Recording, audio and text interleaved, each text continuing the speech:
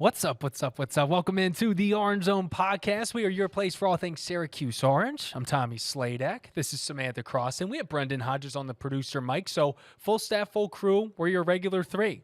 What do we got on the docket today? Well, it's tournament time. So we have Syracuse women's lacrosse earning the 2 seed.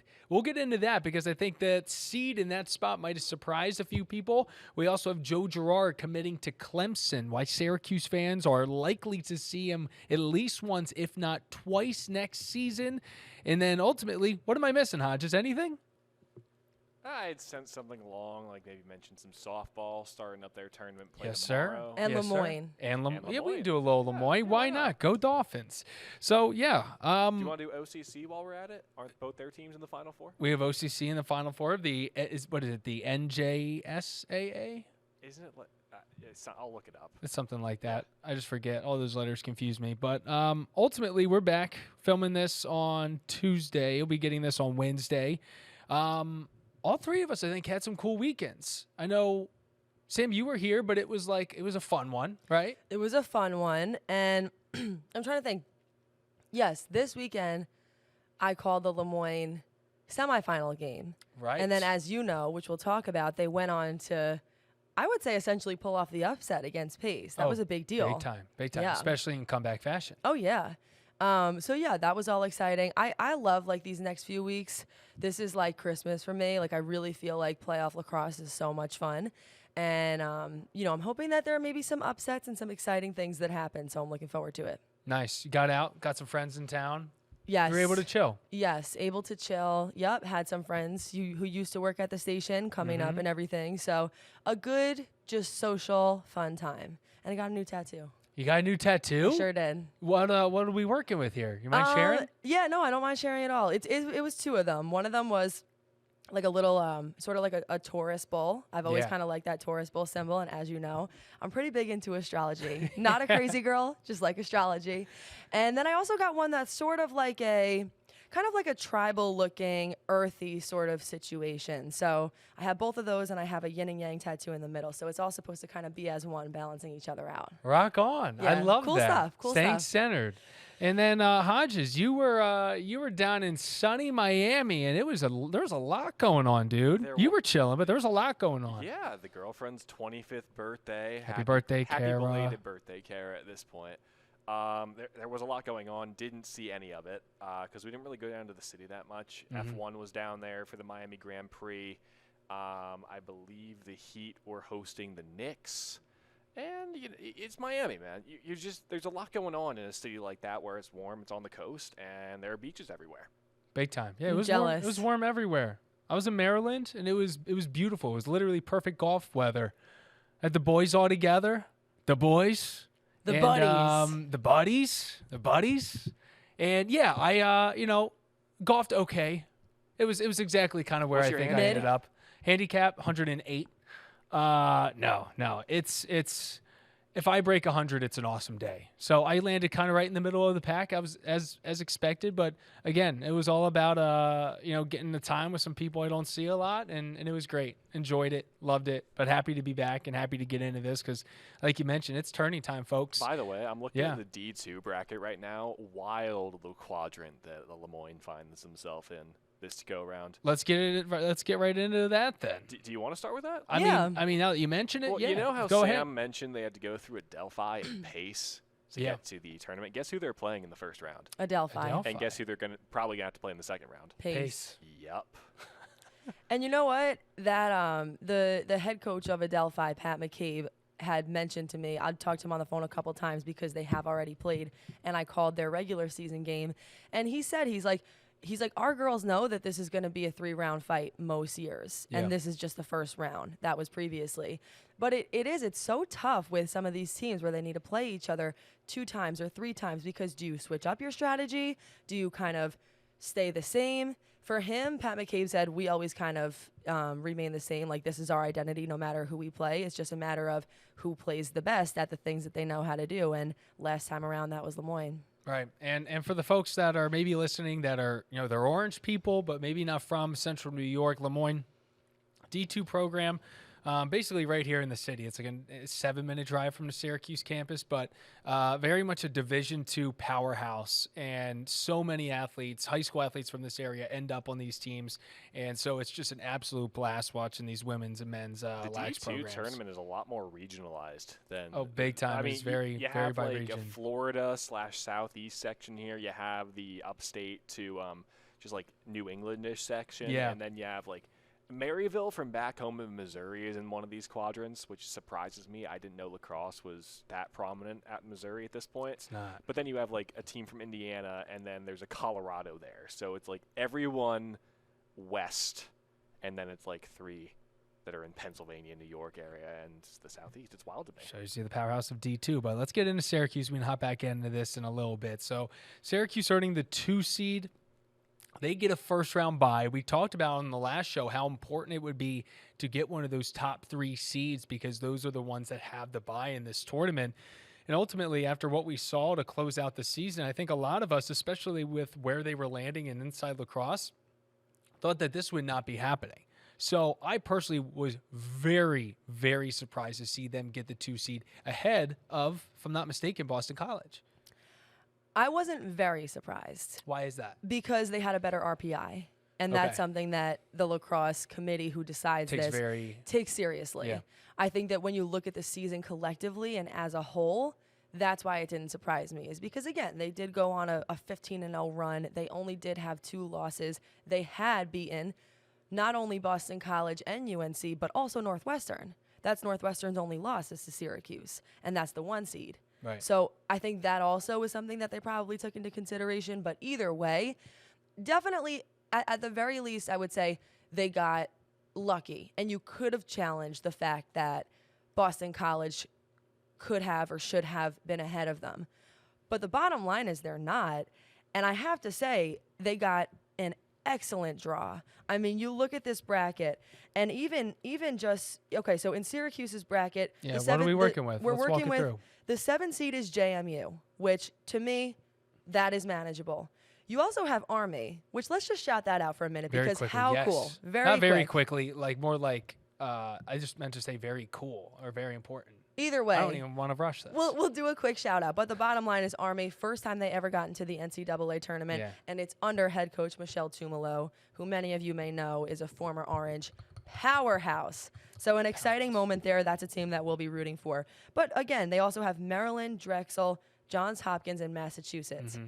To me, that's a pretty good draw. When you look at, say, for example, in the 1 seed bracket with Northwestern, you have Stony Brook, you have Loyola. Stony Brook's not even seeded, which I understand, but those are those sneaky teams that all of a sudden it might be a little bit of a difficult time getting out of that bracket. So I think that Syracuse really, really got a nice little draw there, I have to say. I agree. I think in like basketball terms, that would be, I think, the equivalent of facing like, Villanova in a down year and they're an 8 seed and you're a 1 seed. And you're like, are you kidding me right now? That's the Stony Brook energy not being ranked. And then talking about this Johns Hopkins and UMass, let's get right into it. Let's give a little breakdown on who we think could end up coming out of this, and taking on Syracuse on Sunday at the SU Soccer Stadium, because, again, graduation is happening. But the stories with these 2 teams is all about strength of schedule and conference, because you have Johns Hopkins going 8-8 out of the Big Ten, ranked 18 in last week's poll. UMass 16-2, won the A10 regular season title. They ended up losing to Richmond in the A10 championship game, but before that, they won 15 games in a row, dating back to a loss to Boston College, which is fascinating, ranked number 13 in this week's poll. So both teams are very good, but 2 very different stories in how the seasons have gone. You know what UMass is ranked at this point, or no? UMass is 13. Oh, but that was last week. And Johns Hopkins is? Johns Hopkins was 18 last week. So ultimately, I bet UMass maybe dropped down to 16. Checking. Yeah, if you don't mind, Brendan. Because you mentioned, while Brendan is checking, strength of schedule, that's interesting that they would be ranked really not too far apart, considering, as you mentioned, Johns Hopkins was 8-8. That's not really a great record. I have the count. All right. Johns Hopkins, drum roll, please. Number 19. Okay. UMass, Move down one. drum roll, please. Number 16.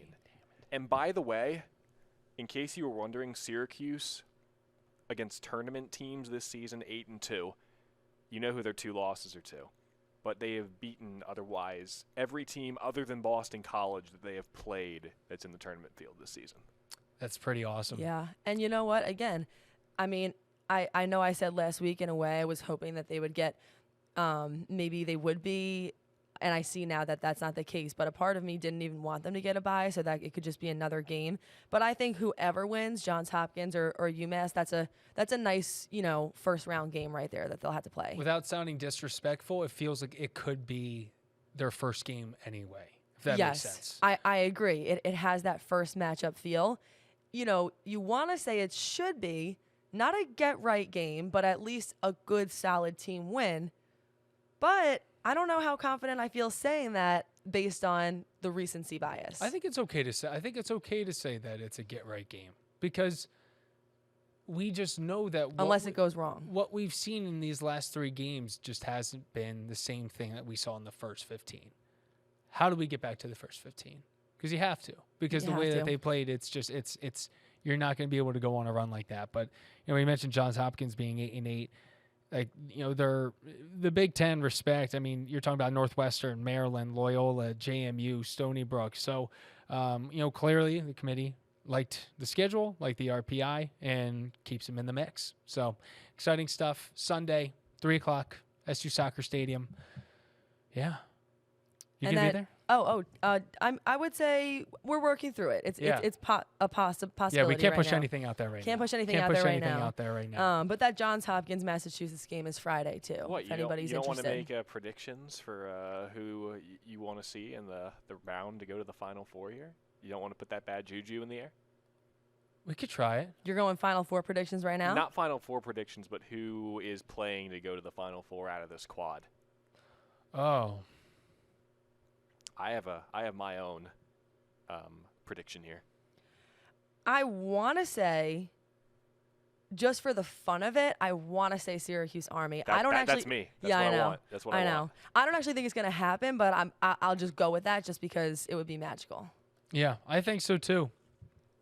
But I mean, the Army JMU first matchup tough. Stinks. That's my mom's tough. gonna hate me because I think I'll go ahead and say whoever wins that game comes out of that group of 4 out of JMU, Army, Maryland, and Drexel. My mom's gonna hate me for picking against the Dukes. Oh, your mom's a Duke dog? My mom's a Duke. Holy smokes! Hey, I didn't know that. There's a weird amount of people actually from my area that went to JMU, but they basically.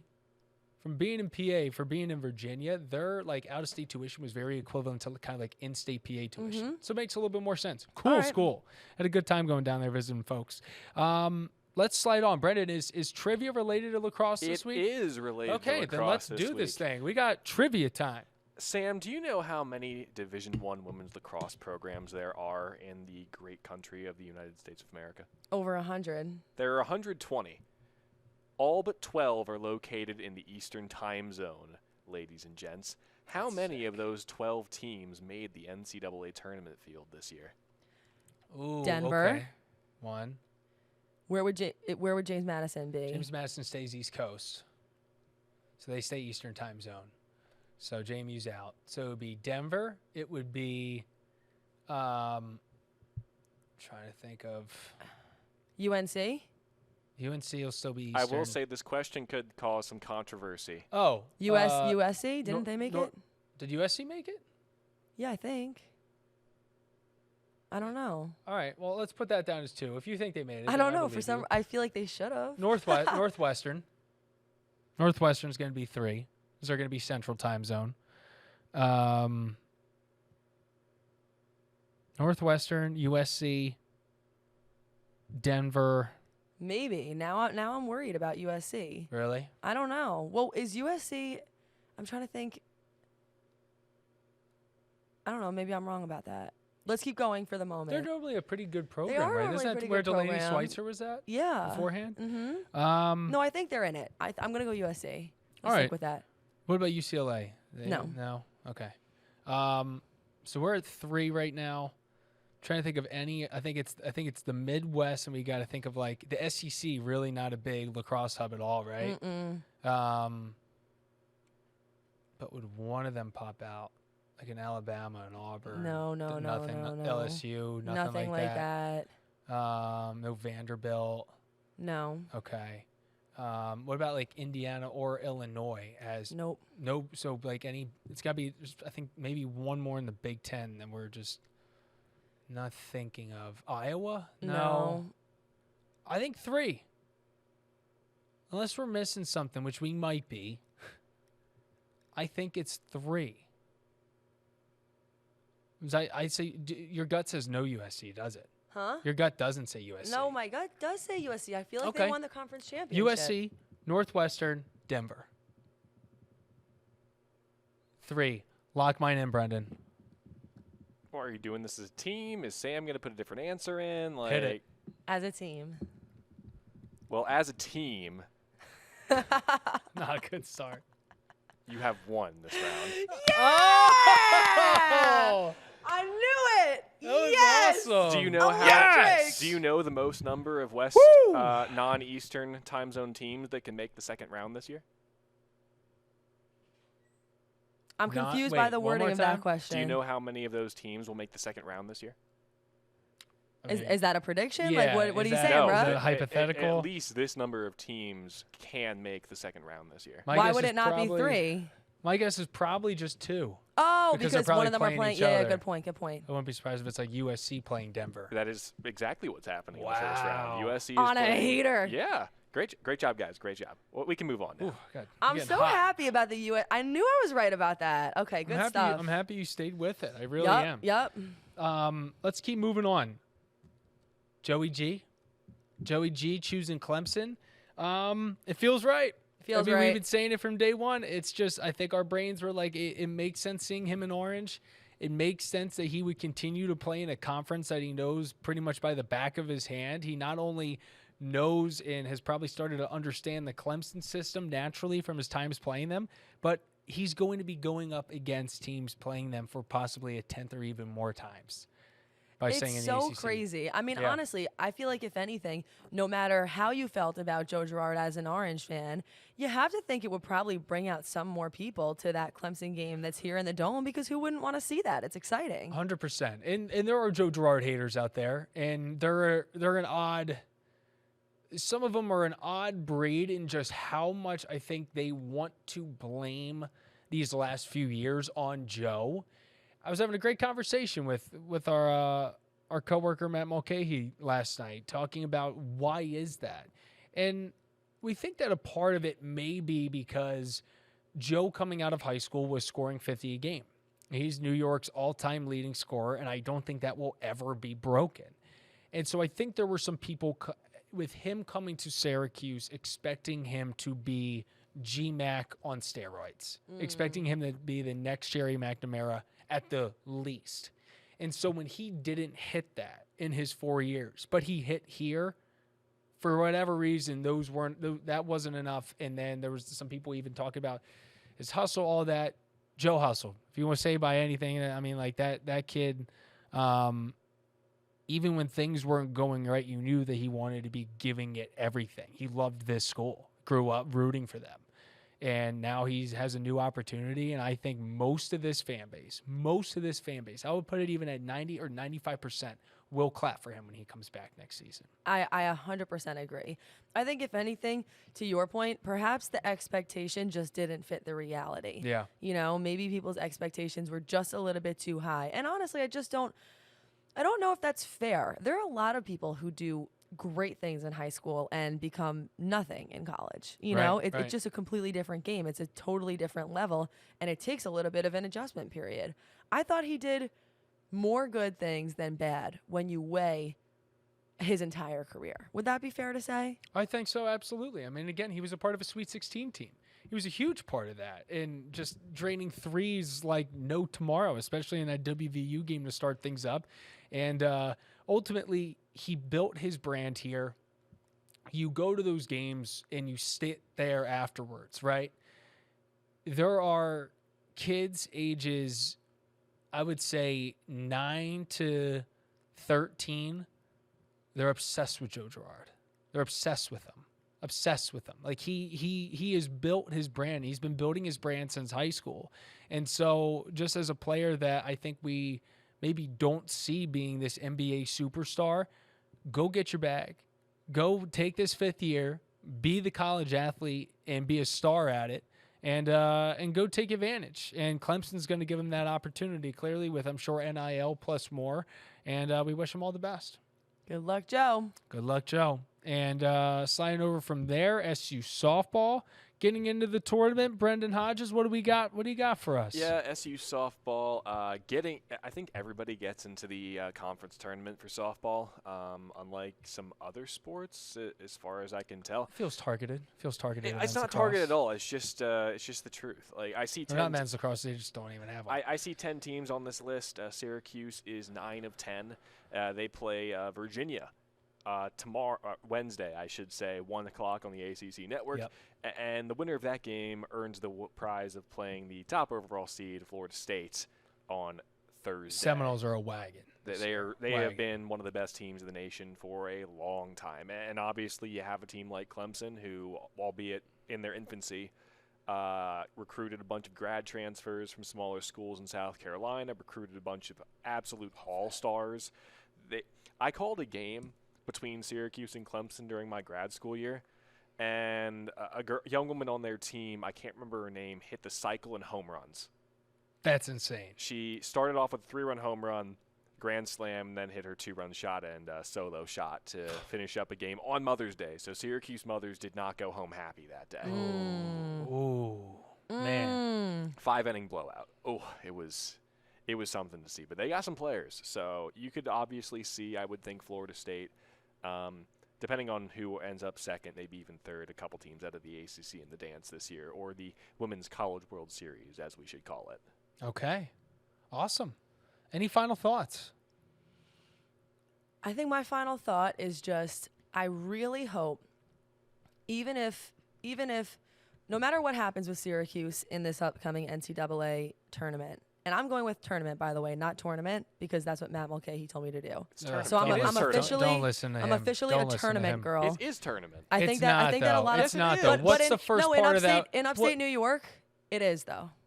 It is, but then it isn't. I know some upstaters that will still stick with it. And Tommy, say tour. I have gone against my Midwestern counterpart in Megan Coleman. She says tournament. I say tournament. I grew up saying tournament. I switched to tournament when I was wrong. When I was blindsided here by all these people saying that is wrong. But it is. What TOUR? How do you guys say that? That's so ready? tour. No, but that's not, tour. But what about yeah. But what about this? End What of about this? discussion. What That's about the this? podcast. Tourniquet. That same example. It's tourniquet versus tournament. That's a tourniquet. No, it's not. That is the Orange Zone That is podcast. the Orange Zone podcast. I'm right. They are wrong. Let us know what you think in the comments. Thanks for watching. Thanks for subscribing. Thanks for liking. We're your place. Samantha Croston. I think I was mixing up like 2 names. I think I was going for Tommy Samantha. is wrong about tournament. Samantha Hodges, Brendan Croston, Sladek Tommy. We're out of here. Peace.